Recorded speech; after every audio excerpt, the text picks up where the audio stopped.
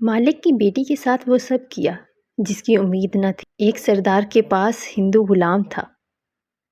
وہ غلام بڑا ہی محنتی اور آقا کا فرما بردار بھی تھا، جو پہلے کئی برسوں سے اپنے آقا کے ساتھ رہا تھا۔ اس آقا کی ایک خوبصورت لڑکی بھی تھی، چاند کے بدن والی، حسین اور خوش مزاج۔ جب لڑکی بلوغت کے قریب پہنچی تو بہت سے طلبگار باری حق مہر دے کر نکاح کی خواہش کرنے لگے۔ ہر وقت اس کے دروازے پر لڑکی کے طلبگاروں کا آنا جانا لگا رہتا۔ آقا اپنی نوجوان بیٹی کی شادی بھی جلد از جلد کرنا چاہتا تھا، کیونکہ اسے معلوم تھا کہ جب انسان کو بھوک لگتی ہے اور حلال رزق نہ ملے تو وہ حرام کھانا شروع کر دیتا ہے۔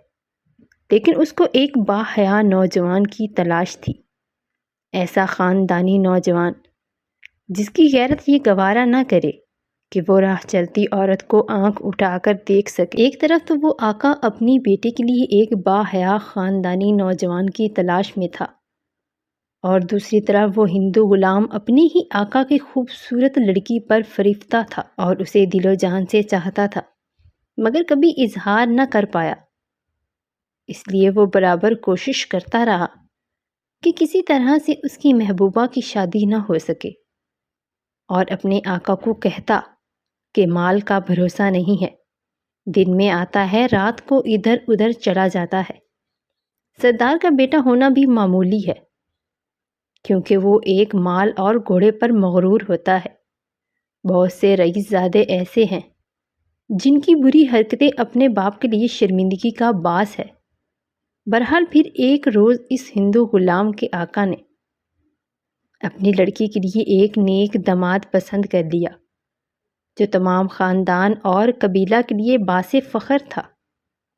رشتہ دار عورتوں نے کہا اس کے پاس نہ مال ہے نہ سرداری، لیکن آقا نے کہا یہ لڑکا روح زمین پر بغیر ان چیزوں کے بھی سونے کا خزانہ ہے۔ جب اس ہندو غلام سرداری کی تمام تدبیریں ناکام ہو گئی تو وہ پریشانی کے عالم میں بیمار پڑ گیا اور دن بدن کمزور ہونے لگا۔ وہ بہت سے طبیبوں نے کوشش کی لیکن وہ علاج نہ کر پائے۔ عقل کہتی تھی اس کو بیماری اول کی ہے اور جسم کی دوا دل کے غم میں بیکار ہے۔ اس بیچارے ہندو غلام نے اپنے حال کے بارے میں کسی سے کچھ نہ کہا، اور پھر ایک رات آقا نے اپنی بیوی سے کہا کہ تو تنہائی میں اپنے غلام کے پاس جا اور اس سے اس کے حال کے بارے میں دریافت کر، تو اس کی ماں کی وجہ ہے، ہو سکتا ہے وہ تجھ سے اپنا غم بیان کر دے۔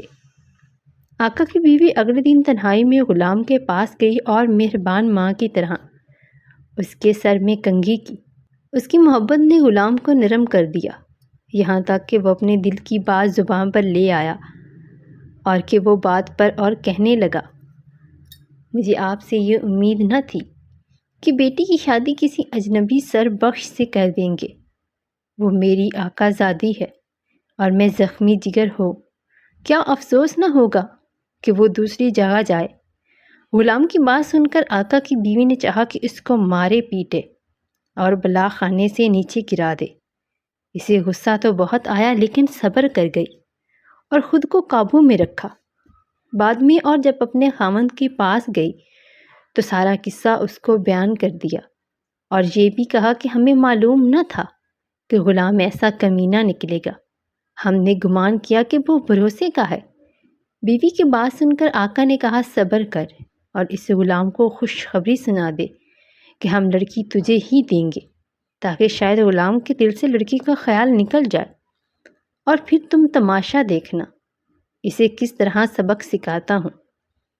بس تو اس کا دل خوش کر دے اور اسے کہہ دے کہ سچ یہی ہے کہ حقیقتاً ہماری لڑکی تیرا جوڑ ہے، ہم پہلے نہ سمجھے تھے جبکہ اب ہم سمجھ گئے ہیں، لیلا بھی ہماری اور تو مجنو بھی ہمارا، یہ سب کہہ دے، اچھا خیال اور فکر اس پر چھا جائے۔ حضرت مولانا رومی فرماتے ہیں کہ شریں خیال انسان کو موٹا کر دیتے ہیں، جیسے چارے سے جانور موٹا ہوتا ہے، اسی طرح آدمی عزت اور بڑائی سے پھولتا ہے۔ آقا کی بیوی بولی، اس ذلت و رسوائی کا معاملے میں میری زبان کیسے ہلے گی؟ میں اس کی خاطرداری کے لیے ایسی بکواس، میری طرف سے وہ شیطان صرف چاہے مر جائے، مجھے کوئی پرواہ نہیں۔ آقا نے کہا تو اسے تسلی دے، اس شفقت اور تیمارداری سے اس کی بیماری جاتی رہے، اور مجھے اتنی مہلت دے کہ یہ باریک کانٹے والا صحت یاب ہو جائے۔ جب مالک نے اس ہندو غلام کو تسلی دی تو وہ پھولے نہ سماتا تھا اور دیکھتے ہی دیکھتے صحت مند ہو گیا۔ اس نے ہزاروں شکریہ ادا کیے اور کہتا، مالکن کہیں ایسا نہ ہو یہ مکروہ فریب ہو۔ جب آقا نے دیکھا کہ اس کا غلام صحت مند ہو چکا ہے تو اس نے ایک مجمع جمع کیا اور دعوت کی کہ میں غلام کی شادی کر رہا ہوں۔ وہاں پر موجود سارا مجمع اس غلام کو مبارکباد دینے لگا، اے نوجوان تجھے مبارک ہو، یہاں تک کہ اس غلام کو اس بات کا یقین ہو گیا، اور پھر اس کی شادی کا دن بھی آ گیا۔ پھر شادی کی پہلی رات آقا کے بتائے ہوئے منصوبے کا وقت بھی آ گیا۔ اس نے ایک لڑکے کو دلہن کی طرح راستہ پراستہ کروایا اور لڑکیوں کی طرح اس کی کلائیاں بنوائی۔ اس طرح اس غلام کو مرغی کو دکھا کر مرغا دے دیا اور مرغا بیٹھے لونڈے کو گھونگھٹ پہنا کر اس کے کمرے میں بھیج دیا اور تنہائی میں شمع بجھا دی۔ وہ ہندو غلام ایک آقا زادی کی بجائے ایک ہٹے کٹے غلام کے ساتھ رہ گیا اور پھر ساری رات آہذاری کرتا رہا، جبکہ باہر دف بجانے والوں کی وجہ سے کسی نے اس کی آہذاری نہ سنی۔ دن نکلنے تک وہ اس بیچارے غلام کو دبوچتا رہا جس طرح کتے کے آگے آٹے کی بوری ہو، اور ساری رات اسے اپنی آتش و نفس کی آگ میں جلاتا اور ذلیل کرتا رہا۔ صبح ہوتے ہی وہ ہندو غلام نیم مردہ حالت میں حمام میں گیا اور نہا دھو کر رنجیدہ حالت میں واپس آ گیا۔ اس کے آنے سے پہلے لڑکی دلہن کی طرح اس کے سامنے بیٹھ گئی اور اس کی ماں بھی محافظ بن کر وہاں بیٹھ گئی تاکہ ایسا نہ ہو کہ وہ دن میں بھی آزمائے۔ اس غلام نے تھوڑی دیر اس آقا زادی کو دیکھا اور پھر دونوں ہاتھوں سے اسے دھکا دیا، اور خدا کرے کوئی تیرا جوڑ ملے، تجھ جیسی بدکار اور بری دلہن سے میں پناہ مانگتا ہوں۔ تو دن میں کچھ اور رات کو کچھ ہے۔ اور پھر وہ غلام خود ہی اپنے آقا کے گھر سے بھاگ گیا۔ بے شک اس غلام کو سبق مل چکا تھا۔